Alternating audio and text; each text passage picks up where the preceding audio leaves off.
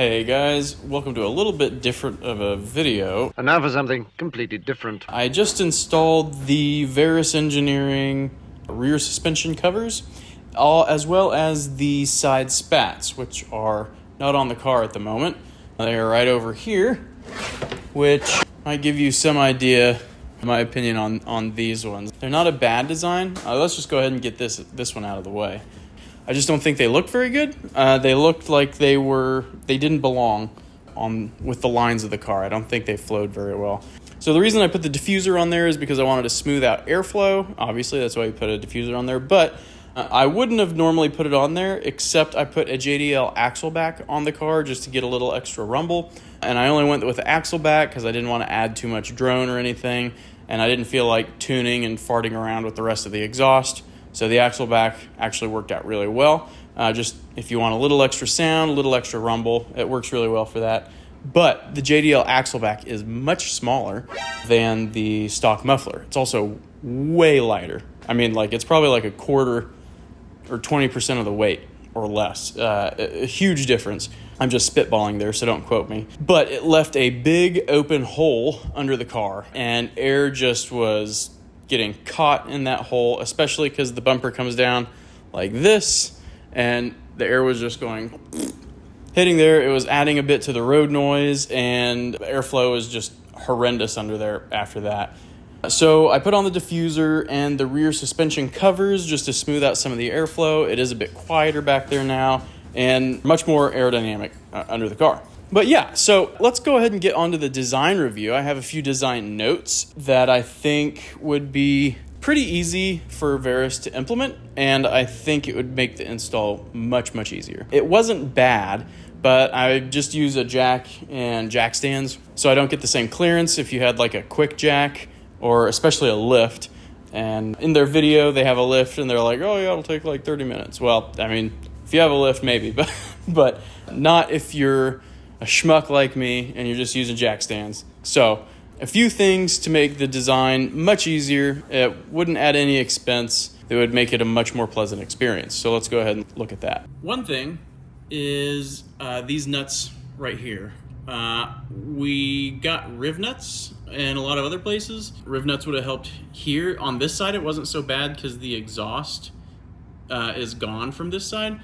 But on the other side, it would have helped quite a bit because it is not easy to get a wrench down there. Now, I realize you're not going to be taking this off probably that often, but I would still have preferred riv nuts right here, and I get that would have left a gap between these two sheets of metal.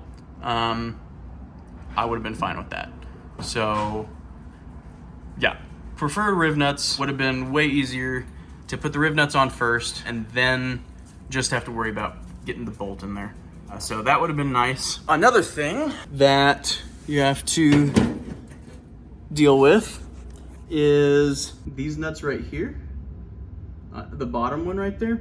That is where the rear suspension covers bolt together with the rear diffuser. And you see on this side, they're bolts. It is not easy to get your hand on both sides to get that bolt stuck on and hold these nuts still because, well, the diffuser is below this side and the suspension cover is below this side. So getting your hands above the suspension cover and the diffuser is not easy. It's doable. Instead of making the joint like an L shape right here, if they had just left it flat on both of them and layered it, so one just kind of goes over the top of the other, and again, used riv nuts, that would have made it way easier. Then you can just bolt from the bottom into a riv nut on top, and that would have made installing this part much, much easier. Again, you're not adding materials, you're taking away a nut and a washer, or not a washer, but you're taking away a nut and adding a riv nut, so maybe 50 cents increase in material, not that bad. Really, almost anywhere there's a nut, it could have been made better with a riv nut. One more thing though. In their installation video, they say you just need an Allen wrench to install the riv nuts. And while that is true for the diffuser, the riv nuts are fairly easy to install with just an Allen wrench. I think it's a 6mm and 8mm riv nuts that go into the subframe for the suspension covers. You can, well, I couldn't do with an Allen wrench. It was very difficult. I needed an impact wrench. And so if you don't have an impact wrench, be aware that those riv nuts are very, very difficult to install with just a wrench. What are you doing? What are you doing? So adding riv nuts to the install is just going to make it easier all around. Replacing nuts with riv nuts where you don't need to adjust kind of like where there's a slot instead of a hole. Those places obviously are better to keep regular nuts on there. But riv nuts and all the other places is going to go a long way to make installing easier, and it's not going to really add any cost to the product. Really, that's about it. The install really wasn't that difficult. It just was very time-consuming getting stuff lined up and figuring out how to get my hands into where they needed to go to be able to get to all the nuts and bolts. And the changes that I mentioned, I think would go a long way to making the install much, much easier, much faster, and overall just a better experience with the product. Again, I would still recommend the product in its current state, but I do think there's some room for improvement. That's just my 2 cents. As far as the rear spats go, I thought they would look cooler than they did, but these thick boys, damn boy, he thick, boy. They gave it a very cheap appearance.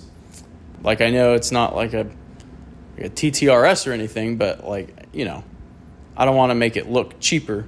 Let's just go ahead and mention a couple other modifications that are super worth it. Let's turn the lights on in here. The window tinting, totally worth it. This is 50% on the sides, 80% on the windshield.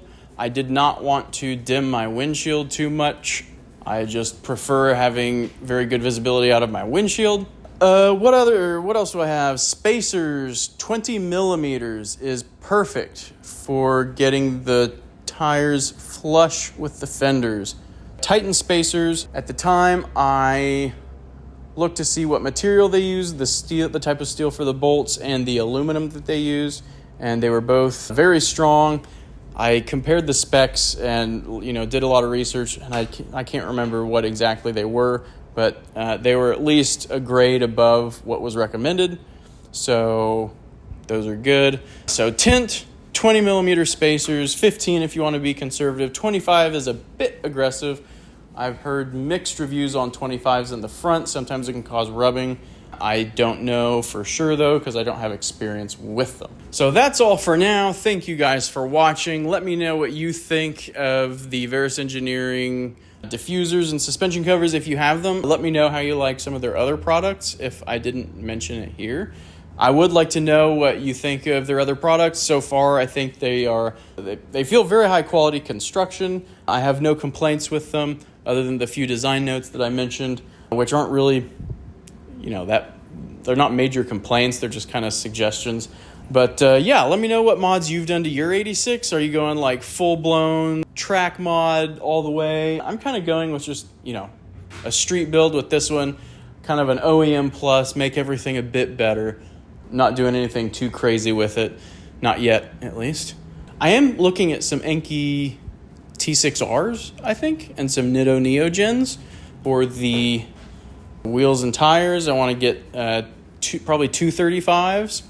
I feel like I am finding the limits of the traction, so tires are going to be my next thing. Right now I have Yokohama Advan Sport all seasons, because in Oklahoma it's springtime, which is thunderstorm season. We have a lot of rain, and in the winter we don't usually get a ton of snow. It's like a lot of sleet and ice, and so I try to get out as little as possible, but all seasons just make more sense in Oklahoma because you deal with such a wide variety of weather, and we don't get a ton of snow, and when we do, it usually melts in a day or two. Suspension. I am looking at the Annex suspension. I think they're called FastRoad Pros. I did a spring consultation and they had a unique suggestion for me, and I really like the fact that they tune and construct all their dampers for the specific platform that you're putting it on. They don't just slap on the mounting points to an existing damper. They actually do a lot of research into like what is actually going to be the best for that specific platform.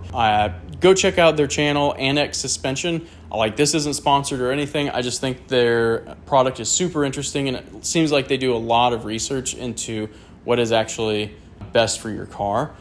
So I really respect their approach. They seem to do their homework, and that is probably the suspension that I'm going to go with. I won't say too much about it because I think you should check them out yourself, but they're adjustable dampers, adjustable ride height, and I think they've got adjustable camber too. Don't quote me on that, but I think the FastRoads have that. Okay, it was just dust in a weird pattern. I thought it was a dent. I was about to get lit. Be sure to be kind to someone today, and I will see you next time. Peace.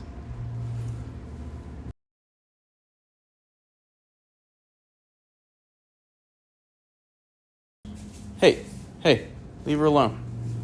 She's done. Amicia's bugging my other dog, Roxy. You got too much energy for her right now. Hey, calm down. Why don't you go inside? Inside. They're not listening to me. Anyway, hey, guys, inside. Hey, come on. Have you played Outer Wilds? If you haven't, you should. It'll change your life.